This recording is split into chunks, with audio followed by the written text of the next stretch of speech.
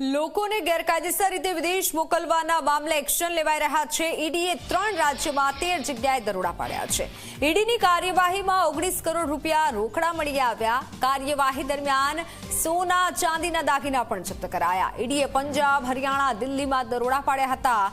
દિલ્હીના એજન્ટ પાસેથી 4 કરોડ 62 લાખ રોકડ મળી આવી। એજન્ટ પાસેથી 313 કિલો ચાંદી, 6 કિલો સોનાની ઈંટ મળી આવી। સોના ચાંદીની કુલ કિંમત અંદાજે 19.13 કરોડ થાય છે। હરિયાણાના એજન્ટ પાસેથી ગેરકાયદેસર કારોબારના દસ્તાવેજ મળ્યા છે।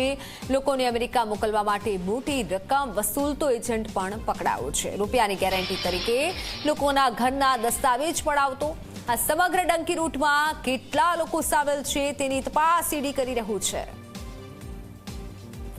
સોના ચાંદીના અંદાજિત 19 કરોડ રૂપિયા જેટલા મળી આવ્યા છે। એટલે 19 કરોડની કિંમતના સોનાની ઈંટ અને ચાંદી પણ મળી આવ્યું છે અને ઈડી હાલ કાર્યવાહી કરી રહ્યું છે। ત્યારે લોકોને અમેરિકા મોકલવા માટે મોટી રકમ આ એજન્ટ વસૂલતો હતો। રૂપિયાની ગેરંટી તરીકે લોકોના ઘરના દસ્તાવેજ પણ પડાવતો હતો।